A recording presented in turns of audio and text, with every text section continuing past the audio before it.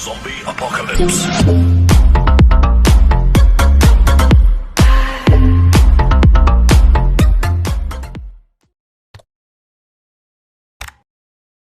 Skin menceritakan tentang masa-masa sekolah Chifuyu. Di awal ajaran baru, terlihat para siswa sedang berbaris. Di tempat lain, ada seseorang yang sedang berkelahi. Orang itu ternyata adalah Chifuyu, dan dia memenangkan perkelahian itu. Setelah berkelahi, dia berjalan menuju kelasnya. Teman-temannya sangat mengaguminya. Chifuyu berkata, senior-senior kita hanyalah orang-orang lemah. Itulah kenapa tidak ada yang memperdulikan mereka. Salah satu teman Chifuyu memberitahu ada berita besar. Ada anak kelas 3 yang tidak diluluskan. Chifuyu kaget mendengarnya. Temannya menebak, dia pasti anak nakal yang sangat kuat. Lalu Chifuyu berniat untuk menghajarnya, sebelum dia bertingkah seolah-olah sekolah ini miliknya. Chifuyu langsung mencari orang itu, yang bernama Baji Keisuke. Ketika bertemu, Chifuyu sangat kaget. Terlihat ada anak culun yang berpakaian sangat rapi. Dia sedang membaca buku. Chifuyu terkejut, kenapa orang itu tidak diluluskan. Baji sedang belajar sendiri di kelas. Chifuyu mendatanginya dan memperkenalkan diri. Chifuyu menyebut nama panggilan Baji dengan Poindexter. Chifuyu menunjuk salah satu tulisan yang ditulis Baji dan berkata, "Kau salah tulis." Chifuyu bertanya, kenapa Baji berpakaian seperti itu? Baji menjawab, "Aku tidak mau tidak lulus lagi, tidak mau membuat ibuku menangis." Lalu Chifuyu mengajarkan kepada Baji bagaimana cara menulis yang benar. Baji pun sangat senang dan berkata, "Kau ternyata orang yang baik." Chifuyu penasaran apa yang sedang ditulis oleh Baji. Ternyata Baji menulis sebuah surat. Chifuyu mengejek Baji karena membuat surat untuk seseorang. Baji marah dan berkata, "Ini bukan urusanmu." Saat pulang sekolah, Chifuyu berjalan bersama teman-temannya. Dia penasaran dengan Baji. Akhirnya, Chifuyu berpisah dengan teman-temannya. Terlihat ada geng motor yang sangat banyak. Geng motor itu menjegat Chifuyu dan berkata, "Kau pikir bisa lolos setelah menghajar salah satu bawahanku? Kau mengganggu kami dan hidupmu sudah berakhir. Aku akan mengajarimu cara sopan santun yang benar." Tapi Chifuyu malah menghajar orang itu dengan kepalanya.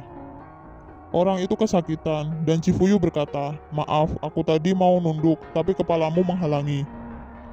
Mencegat dengan membawa 20 orang dan menyebut dirimu sebagai geng motor. Dasar orang lemah. Anggota geng motor itu sangat kesal dengan perkataan Chifuyu. Lalu mereka mulai menghajar Chifuyu. Terlihat bos geng motor itu membawa alat pel dan berniat untuk memukul Chifuyu. Lalu Baji datang dan berkata, "Keroyokan lawan satu orang dan menggunakan senjata, kau sangatlah cupu." Baji berkata pada Chifuyu, "Suratku sudah terkirim. Sebagai ucapan terima kasih, kenapa tidak membiarkanku bergabung?" Chifuyu menjawab, "Ini bukanlah tempatmu." Lalu Baji tiba-tiba menghajar bos geng motor itu. Baji mengalahkan bos geng motor itu dengan satu kali pukul. Lalu dia memulai membuka kacamatanya dan berkata, "Kapten divisi pertama geng Tokyo Manji, Baji Keisuke." Kan mereka semua sendirian. Chifuyu terkejut melihat itu. Baji berkata kepada geng motor itu, "Di geng kami, kalau salah satu teman kami terluka, kami akan menginjak-injak geng apapun yang melakukan itu. Jadi ingat dengan benar, dia adalah temanku. Kalau kalian macam-macam lagi, kami akan menyapu bersih geng kalian." Chifuyu sangat terkagum dengan Baji. Baji berkata, "Kau suka peyong yakisoba?" Dan Chifuyu menjawab, "Iya." Chifuyu berkata dalam hati, "Orang yang pertama aku segani adalah dia." Lalu Baji memberitahu tempat tinggalnya. Ternyata mereka tinggal di lingkungan yang sama. Chifuyu berkata, "Dia adalah orang pertama yang kuanggap keren, dan orang pertama yang ingin aku ikuti." Baji berkata, "Kita hanya punya satu peyong yakisoba, ayo bagi dua." Skin berpindah, Takemichi sedang berada di sekolah Mitsuya. Mitsuya memanggilnya karena ada urusan. Lalu seseorang memanggil Takemichi. Orang itu adalah Peian. Takemichi terkejut, ternyata Peian satu sekolahan dengan Mitsuya. Peian berkata, "Mitsuya lagi sibuk sekarang, jadi dia menyuruhku menjemputmu." Takemichi baru sadar kalau dia adalah anggota divisi 2, sama seperti Peian. Akhirnya mereka sampai di kelas Mitsuya. Seorang perempuan membuka pintu dan memarahi Peian karena ingin mengajak jalan ketua klub. Perempuan itu mengejek gaya pakaian Peian. Lalu Mitsuya datang dan menyapa Takemichi. Mitsuya menjelaskan pada perempuan itu kalau dia yang menyuruh Peian membawa Takemichi ke sini. Ternyata Mitsuya adalah ketua klub menjahit. Mitsuya menyuruh Takemichi menunggu. Semuanya akan siap sebentar lagi. Takemichi berkata dalam hati, dia itu anggota geng motor, tapi dia juga tetap menjaga performa akademisnya. Mitsuya memang hebat. Takemichi bingung apa yang sedang disiapkan Mitsuya, dan kenapa dia menyuruhnya datang kemari. Peian menjawab, ini tentang seragam gengmu. Secara pribadi, Mitsuya sedang membuat seragam untukmu. Peian bertanya kepada Mitsuya, kau adalah salah satu pendirinya kan? Mitsuya menjawab, bagi kami, pakaian yang paling formal adalah seragam geng kami. Ini adalah caraku untuk menunjukkan rasa terima kasih pada Takemichi, karena sudah menyelamatkan Draken dalam pertarungan 8 Maret. Dan untuk menyadarkan kami ketika Halloween berdarah. Jadi aku sangat ingin memastikan bahwa akulah yang membuat seragammu. Lalu Takemichi berterima kasih kepada Mitsuya. Seragamnya sudah selesai, silahkan dicoba Takemichi. Baiklah, aku tak sabar menunggu pertemuan besok. Waktu pertemuan pun dimulai. Semua anggota Toman berkumpul. Takemichi merasa bersemangat. Mitsuya berkata, inilah saatnya untuk debutmu. Terlihat para kapten anggota skuad. Draken melihat Takemichi yang sudah mengenakan seragam. Semua orang memperhatikan Takemichi. Kisaki terlihat tidak senang, dan Draken tersenyum sambil berkata, bajumu gak cocok banget. Takemichi menjawab, benar, rasanya seperti bukan diriku. Draken berkata, selamat datang di geng Tokyo Manji. Takemichi mengucapkan terima kasih banyak. Pertemuannya akan dimulai. Draken berkata, pertemuan ini sangat penting untukmu, jadi persiapkan dirimu. Terlihat Maiki sudah datang di tempat pertemuan. Dan ada seseorang yang memakai jaket Valhalla. Semua anggota Toman terkejut melihatnya. Ternyata orang itu adalah Hanma. Lalu Chifuyu juga ada di dekat Maiki. Takemichi terkejut melihat Hanma dan Chifuyu. Draken berkata, pertemuan hari ini akan menjadi pertemuan yang berbeda. Kita bertemu di sini untuk mengakhiri Halloween berdarah.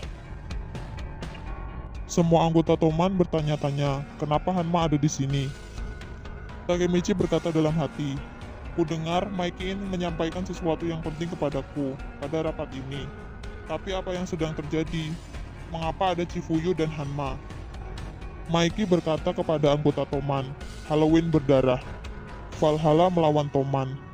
Meskipun kita kalah jumlah, kalian semua sanggup bertahan dan membawa kemenangan untuk kita.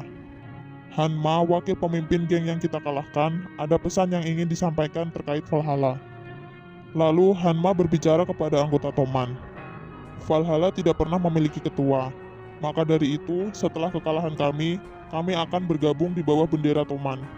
Valhalla sekarang beraliansi dengan geng Tokyo Manji. Takemichi dan anggota Toman lainnya sangat terkejut mendengarnya. Tapi anggota Toman sangat senang karena Toman bertambah besar. Takemichi berpikir kalau mereka bergabung dengan kita itu sama saja seperti menggabungkan kedua geng. Maiki tidak membunuh Kazutora saat Halloween berdarah. Toman menang, namun tiba-tiba Hanma berteriak. Seseorang membantu menggabungkan kedua geng. Berkat bantuannya, semua ini bisa terjadi. Hanma menyuruh orang itu maju ke depan. Orang itu ternyata Kisaki Teta. Takemichi sangat kaget. Dia mengingat perkataan Baji, kalau Kisakilah musuh kita. Dia sekarang mengambil alih Toman. Sekarang Toman akan menjadi organisasi yang jahat. Meskipun Baji menyerahkan hidupnya untuk melindungi Toman, Kisaki akan mengambil alih Toman. Maiki berkata kepada anggota Toman, ada satu hal lagi yang akan dibahas. Meskipun kita mendapatkan banyak hal dari Halloween berdarah, kita juga kehilangan salah satu anggota kita. Kapten Divisi 1, Baji, mati pada hari itu. Kita harus benar-benar memikirkan kenyataan ini dan menganggap kejadian ini serius. Lalu Maiki menyuruh Chifuyu untuk menyampaikan sisanya. Chifuyu berkata, aku memutuskan akan meninggalkan Toman. Tapi pemimpin kami menghentikannya. Dengan menyampaikan ini, Maiki menyuruhku untuk memimpin Divisi 1. Namun itu adalah tanggung jawab besar bagiku. Aku sudah membicarakan ini dengan ketua selama berhari-hari, dan sampai pada kesimpulan ini. Aku akan menyebutkan nama pria yang mau aku ikuti. Hanagaki Takemichi, aku mengangkatmu sebagai pemimpin Divisi 1. Takemichi terkejut mendengar itu. Chifuyu berkata, Takemichi, aku percaya, inilah yang Baji juga inginkan. Pemimpin kita dan aku memutuskan bahwa Baji meninggalkan tanggung jawab ini kepadamu. Maiki berteriak memanggil nama Takemichi. Dia berkata, angkat kepalamu dan berikan tanggapanmu. Takemichi mengingat perkataan Naoto di masa depan, yang percaya kalau aku bisa menyelamatkan Hina. Dan mengingat dia juga harus menyelamatkan Akun. Aku harus menjadi pemimpin Toman. Teringat juga perkataan Baji yang menyerahkan Toman kepadanya.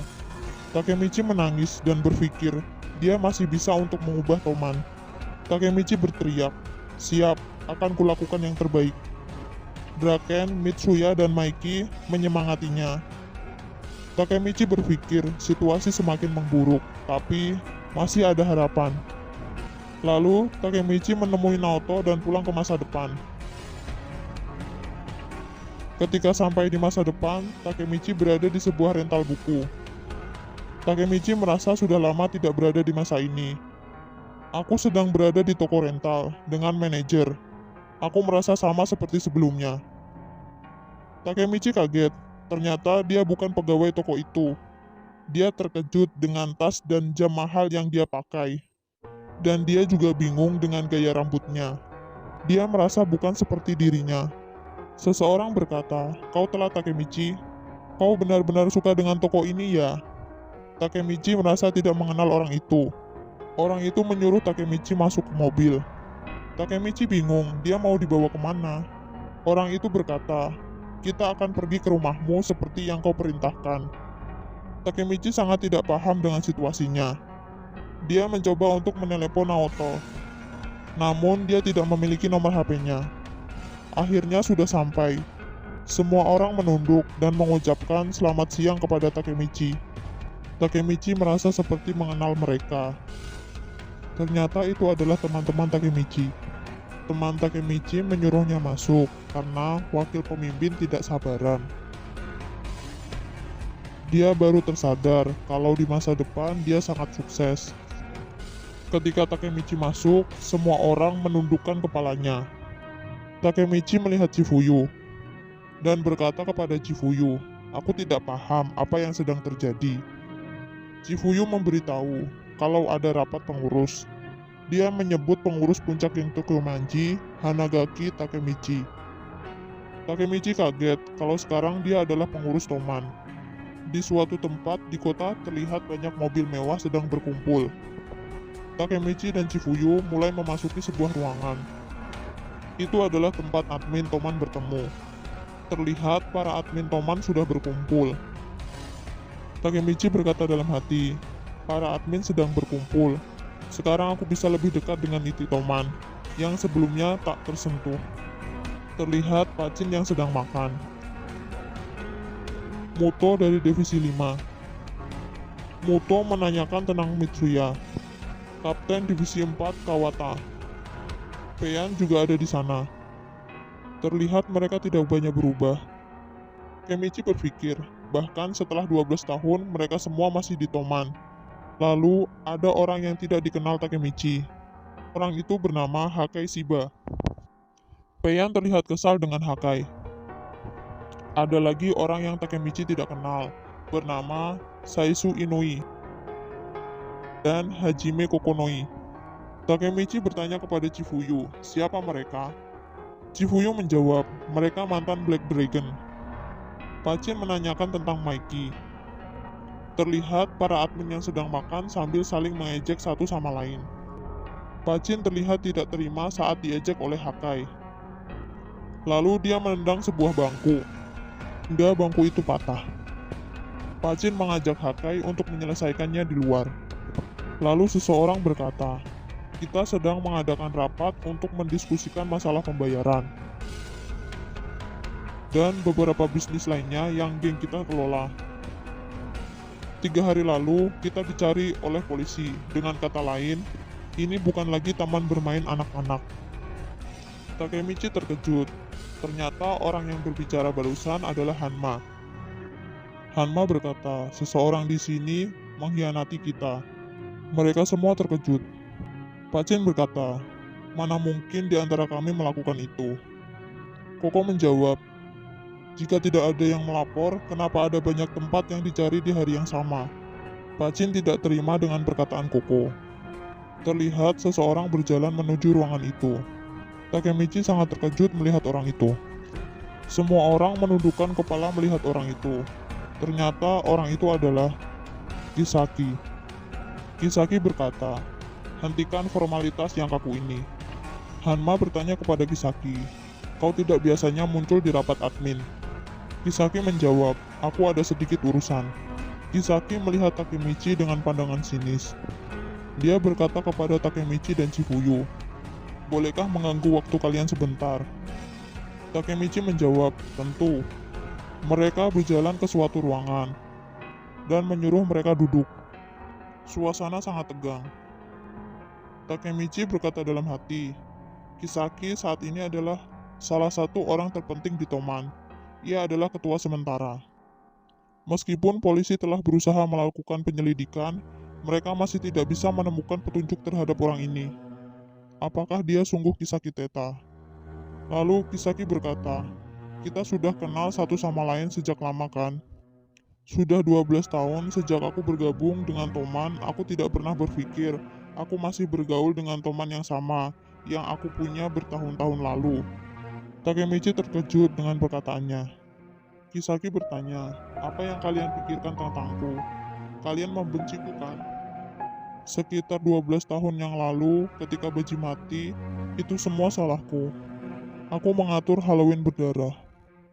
Dengan memanfaatkan Hama, aku meyakinkan Kazutora untuk bergabung dengan kami, untuk membuat organisasi yang bernama Valhalla. Lalu Toman bentrok dengan Valhalla. Chifuyu bertanya, kenapa kau melakukan semua itu? Kisaki menjawab, karena aku ingin kekuatan. Aku ingin mendapatkan sesuatu yang layak untuk dikagumi. Jika aku bisa menyelesaikan konflik itu, sebagian dari mereka akan tunduk padaku. Aku putus asa. Aku tidak tahu Baji akan berakhir mati. Aku bersungguh-sungguh Chifuyu. Maafkan aku. Aku selalu ingin minta maaf. Aku belajar setelah 12 tahun. Teman adalah hal yang terpenting. Takemichi bertanya, apa kau menyesali perbuatanmu saat itu? Kisaki menjawab, tidak pernah kulupakan, tidak satu hari pun. Kalian mungkin masih membenciku, tapi minumlah denganku kali ini saja. Mereka pun mulai bersulang dan minum bersama. Takemichi berkata dalam hati, mungkinkah ini masa depan yang sangat bagus? Kisaki berkata, sudah lama aku tidak bersenang-senang seperti ini. Bolehkah aku mengatakan satu hal? Tadi aku mengatakan kalau aku tidak tahu Baji akan berakhir mati. Itu bohong. Aku memanfaatkan Kazutora untuk membunuh Baji. Takemichi dan Chifuyu terkejut mendengar hal itu. Tiba-tiba Takemichi merasa pusing dan pingsan. Ketika Takemichi tersadar, dia sudah terikat. Takemichi bingung. Apa yang terjadi di sini? Dia berkata, apa-apaan ini? Takemichi melihat Chifuyu yang sudah babak belur. Dia bertanya, kenapa kau babak belur? Lalu Kisaki datang dan berbicara dengan Takemichi. Takemichi sadar kalau Kisaki pasti membiusnya. Kisaki berkata, Chifuyu, kau selalu jadi duri dalam diriku. Kau selalu menyimpan dendam padaku sejak insiden 12 tahun lalu. Apa kau mencoba membalaskan dendam Baji? Lalu Kisaki menendang Chifuyu. Takemichi mencoba menghentikannya. Kisaki berkata, kaulah yang mengkhianati Toman kan? Kau memilih alasan yang konyol untuk mengadu kepada polisi. Chifuyu menjawab, tidak, polisi hanya lepas kendali. Aku hanya mencoba mengeluarkanmu dari Toman. Toman menjadi busuk. Aku hanya ingin mengubah itu. Kisaki, seperti yang kau bilang, akulah pelakunya. Takemichi tidak ada sangkut pautnya dengan ini. Kisaki tidak percaya. Lalu ia berkata, aku telah memutuskan entah dia terlibat atau tidak. Kisaki bertanya kepada Takemichi, Kenapa kau bersikap seolah kau tidak ada hubungannya dengan semua ini? Takemichi bingung. Lalu Kisaki menodongkan pistol ke arah Takemichi. Dan Kisaki menembak kaki Takemichi. Takemichi merasa kesakitan. Lalu Chifuyu berkata kepada Kisaki, "Sudah kubilang, kalau Takemichi tidak ada hubungannya dengan semua ini, dia tidak tahu apapun." Kisaki berkata, "Diamlah, kita teman kan?" Lalu Kisaki menodongkan pistolnya ke kepala Chifuyu. Lalu Chifuyu berkata, "Takemichi, ini adalah kata-kata terakhirku. Banyak hal terjadi selama 12 tahun terakhir. Maiki menghilang, Draken dipidana mati. Sebelum aku mengetahuinya, aku terlibat dalam pelanggaran serius. Kita telah melewati banyak hal buruk, tapi jauh di lubuk hati kita, tidak berubah sedikit pun. Aku menitipkan kehendak Baji dan Toman kepadamu, partner." Lalu Kisaki menembak kepala Chifuyu. Chifuyu mati dan tergeletak di lantai. Takemichi menangis melihatnya. Kisaki berkata pada Takemichi, "Bagaimana rasanya membawa nasib Toman padamu? Jangan khawatir, aku akan membiarkanmu bergabung dengannya segera." Lalu Kisaki menodongkan pistolnya ke kepala Takemichi. Takemichi ketakutan. Kisaki bertanya, "Apa yang salah denganmu? Kau mau berakhir dengan wajah seperti itu? Inikah aslimu? Mengecewakan. Selamat tinggal, pahlawanku."